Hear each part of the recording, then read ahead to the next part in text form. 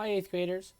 Today we're going to be revisiting our Angry Birds, but in a new light. The last time we looked at the Angry Birds, you guys had some different ways of approaching each of the problems, and today we're just going to look at the trajectory of any type of projectile and ask ourselves some questions and see if we can manipulate our function to help us answer those questions. So some questions to consider when thinking about a flying object, like an Angry Bird might be: where's the bird launched from? Where does the bird land? How long was the bird in the air for? And what was the highest point the bird reached? The second question we had, where does the bird land? Now we can go back and say, how long was the bird in the air for? Now we have our last question to answer. What was the highest point the bird reached? Let's start by attacking this problem one question at a time. So the first question is, where is the bird launched from? When we are thinking about this question, we might have two things we're thinking about. Are we wondering where the bird was launched from the x-intercept or x-axis? Or are we interested in knowing where the bird was launched from the y-intercept or the y-axis? Is it possible to answer one of those questions by looking at the quadratic function as it stands now in standard form? So can you find the x-intercept or the y-intercept by looking at the function as it is now in standard form? So when we talk about a y-intercept,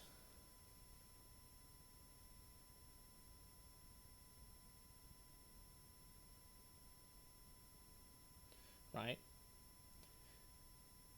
All the points along this y-axis, we know that for all of these coordinate points, we know x is equal to 0. For an example, here we could have the point 0, 1. Here we could have the point 0, -3. Here we could have the point 0, -5. For all the points along the y-axis, x will be equal to 0. So in order to find the y-intercept,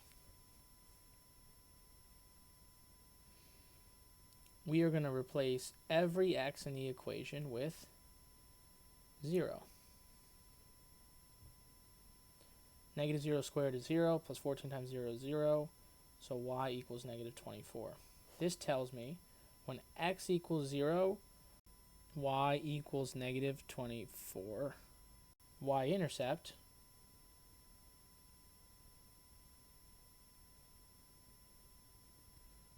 -24. Now, if we're interested in knowing where the bird was launched from the x-axis or the x-intercept, just like we saw here, if we're looking at all the points on the x-axis, we know for these points, here's like 2, 0, here's -2, 0, -5, 0. For all of these points on the x-axis, we know that y is equal to 0. So we have a new equation.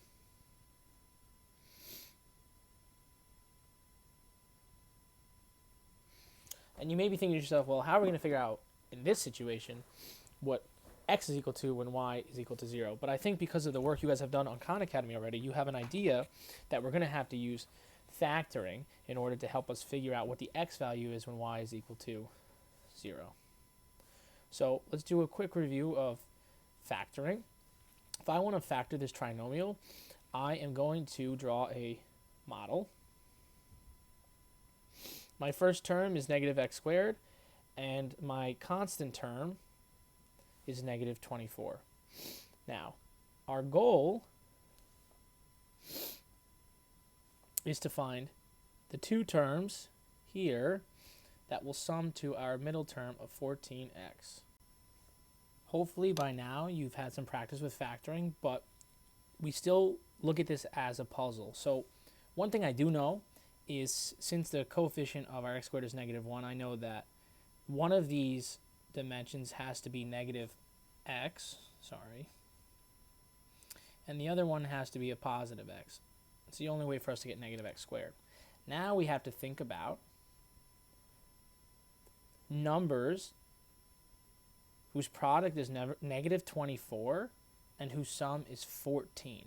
So two numbers that multiply to negative 24 and whose sum is 14. So one thing that we could do that might be helpful is just to make a little list of numbers that multiply to 24. 1 and negative 24, negative 1 and 24, 2 and negative 12, negative 2 and 12, 3 and negative 8, negative 8 and 3. Right, we can keep going, but I can see here that I think it's going to be something to do with one of these, because 12 plus 2 is 14, or 12 minus 2 is 10, but we have this other negative that's involved, so I think my gut is telling me it's going to be one of these two pairs. So we just try them out and see how it goes. Let's try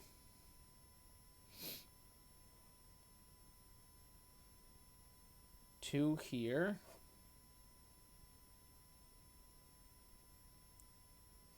And negative 12 here. So 2 times negative 12 gives me a negative 24. Negative x times 2 is negative 2x. Negative 12 times x is negative 12x. So negative 12 and negative 2, that's going to add up to negative 14, but we needed a positive 14, so that's not going to work. So we go back to the drawing board.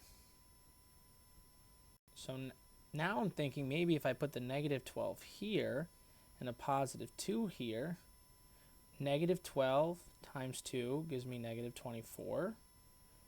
Negative 12 times negative x gives me a positive 12x.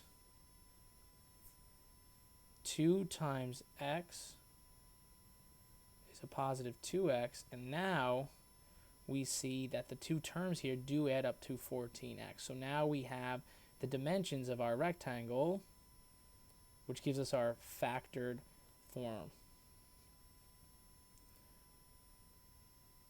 Negative x plus 2, x minus 12. Now we are going to use the zero product property, which tells us if we have a product of two numbers that is 0, we know that either the first number has to be 0 or the second number has to be 0. So in other words, either negative x plus 2 has to equal 0 or x minus 12 has to equal 0. Negative x equals negative 2, or x equals 2, or x equals 12.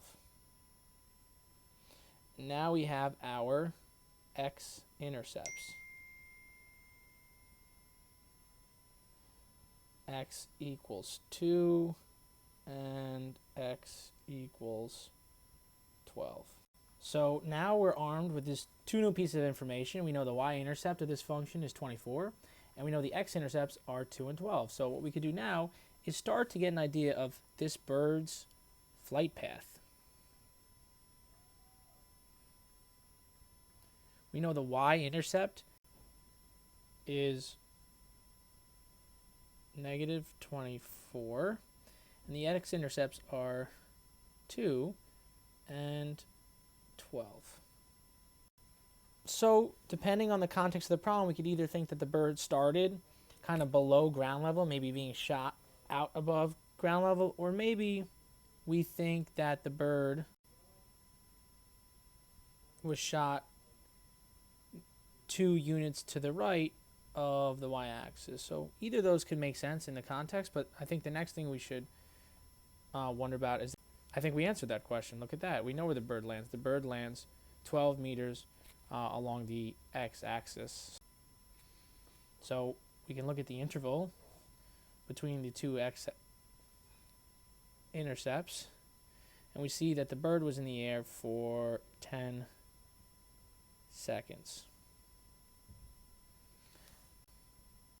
In order to figure out the max height of the bird, we need to convert this function from standard form into vertex form.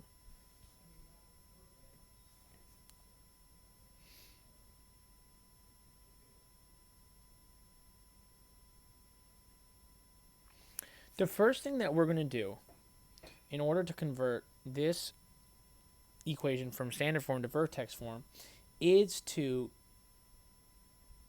make sure that our coefficient of x squared is 1. Right now it's negative 1. So in order to fix that issue, we're going to divide each term in our equation or function by negative 1. In order not to change the value of the function, we need to make sure that we divide every term by negative 1, even the value of y. So now I have negative y equals x squared minus 14x plus 24. Now we focus our attention on the first two terms, and we ask ourselves, if I have an x squared tile and I have 14 negative x tiles, how would I arrange them in order to create a square? So to do that, we'll draw an x squared tile, and then as we saw in class, what we might do is take negative 7 of the x tiles here and 7 of the negative x tiles here in order to create a square.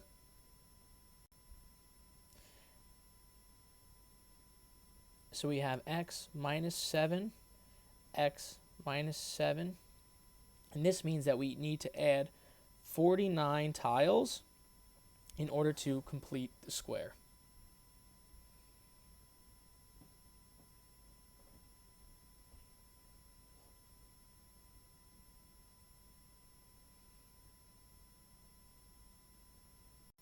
If I add 49 to one side of my equation, I'm going to need to add it to the other side of the equation as well, so that I do not change the value of the equation.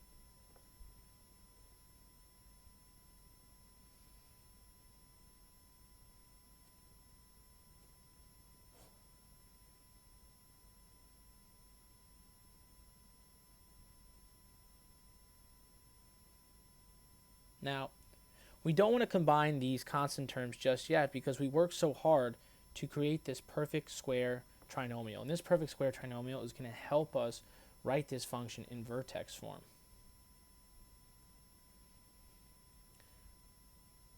Looking at the dimensions of our square, we know now that we can write this perfect square trinomial as the square of a binomial. X minus 7 squared. And again, that came from the dimensions of our model. X minus 7 by x minus 7. That was the square that created this perfect square trinomial after we added our 49 tiles. In order to finish writing this in vertex form, I'm going to subtract 49 from both sides. So we have negative y equals x minus 7 squared minus 25. Now, for a function to be in vertex form, we cannot have a negative in front of the y. So we need to undo what we did in the beginning of our work here and divide every term by a negative 1. So I get y equals negative x minus 7 squared plus 25. And now our function is in vertex form.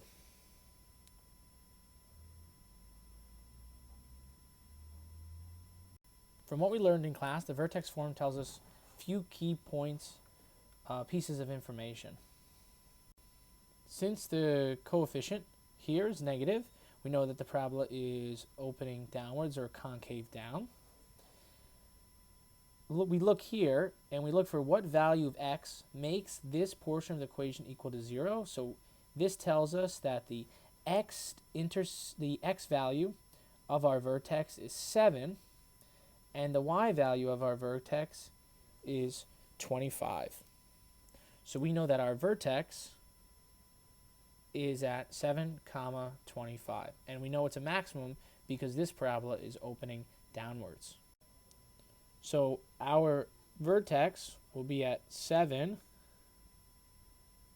25. And the shape of our parabola will look something like this. I know it's not the best, but it's just a sketch. And you might be thinking to yourself, Mr. Rogers, could we have found that vertex another way? And I want to talk about that now. So before we did all that work with vertex form, we already knew that the x-intercepts were 2 and 12. And we also know that our vertex always lies in the middle of our x-intercepts. So if our x-intercepts are 10 apart, then I know the middle of my parabola will be 5 more than the first x-intercept, or at 7. So I know that our vertex is going to be at x equals 7, but I'm not sure what the y value of the vertex is. So what I can do is I can take our original equation. Oh, that's not the right equation. I can take our original equation and I can substitute this value of x in and see what value of y I get.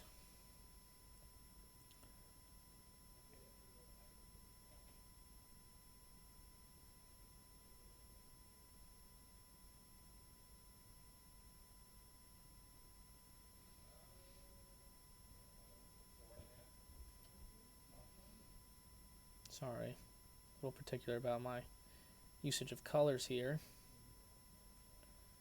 Do a little bit of simplifying. 7 squared is negative 49 plus 98 minus 24, y equals 25. So we get our coordinate point when x equals 7, y equals 25. And that was the vertex we had found in our vertex form.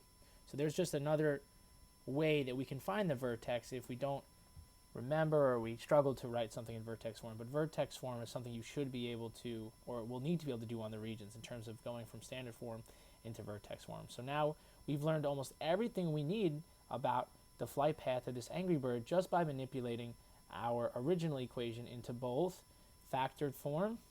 So I'll write that again here. We have our factored form